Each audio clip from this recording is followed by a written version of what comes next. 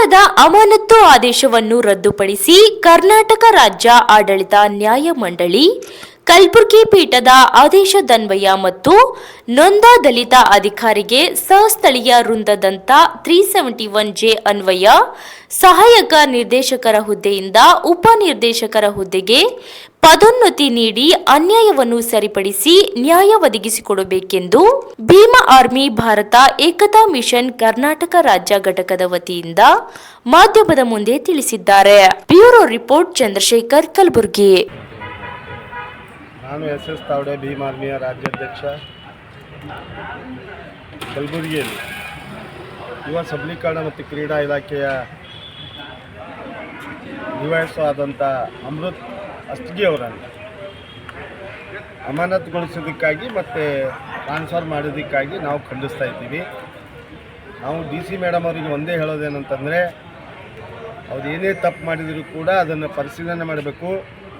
ಈಗಾಗಲೇ ತಾವು ಅಮಾನತು ಮಾಡಿ ಅವರನ್ನು ವರ್ಗಾವಣೆ ಮಾಡೋದಕ್ಕಾಗಿ ಈಗಾಗಲೇ KITಗೆ ಹೋಗ್ಬಿಟ್ಟು ಕೋರ್ಟಿಂದ ಅವರಿಗೆ ಮತ್ತೆ ಅವರ ಯಥಾಸ್ಥಿತಿ ಸ್ಥಳಕ್ಕೆ ನೀಡುವಂತೆ ಆದೇಶವನ್ನು ಹೊರಡಿಸಿದೆ.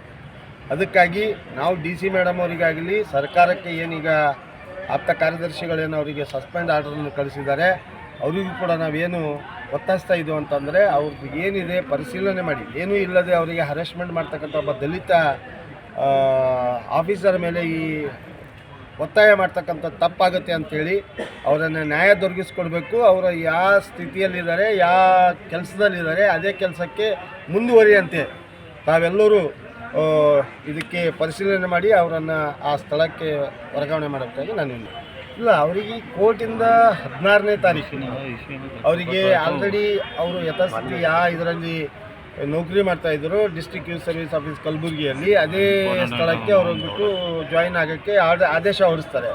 ಅದು ಹೇಗೆ ಅಲ್ಲಿಂದ ಸರ್ಕಾರದಿಂದ ಮತ್ತೆ ಅದನ್ನು ಅದೇ ಮ್ಯಾಟ್ರ್ ಮೇಲೆ ಅವರನ್ನು ಅಮಾನತುಗೊಳಿಸ್ತಾರೆ. ಇದು ದೊಡ್ಡ ತಪ್ಪಾದಂಥ ಇದು ದುರಂತ. ಇದು ಅದು ಅಲ್ಲಿವರೆಗೂ ಅವ್ರಿಗೆ ಹೇಗೆ ತಲುಪುತ್ತೆ, ಅವ್ರೇನು ಯಾರು ಒತ್ತಾಯ ಮಾಡ್ತಾ ಇದ್ದಾರೆ, ದಯಮಾಡಿ ನಾವು ಇನ್ನೊಬ್ಬರ ಮಾತನ್ನು ಕೇಳಿಬಿಟ್ಟು ಅವರನ್ನು ಹರೆಸ್ಮೆಂಟ್ ಮಾಡ್ತಕ್ಕಂಥ ಕೆಲಸಗಳನ್ನು ಆಗ್ತಾ ಇದ್ದಾವೆ. ದಯಮಾಡಿ ನಾವು ಎಲ್ಲರಿಗೂ ಏನು ಒತ್ತಾಯಿಸ್ತೀವಿ ಅಂತಂದರೆ, ಯಾರೂ ಇದನ್ನು ಹರೆಸ್ಮೆಂಟ್ ಮಾಡುವಂಥ ಕೆಲಸಗಳನ್ನು ಮಾಡಬೇಡಿ. ದಯಮಾಡಿ ಅವರನ್ನು ಡಿಸ್ಟರ್ಬ್ ಮಾಡಬೇಡಿ.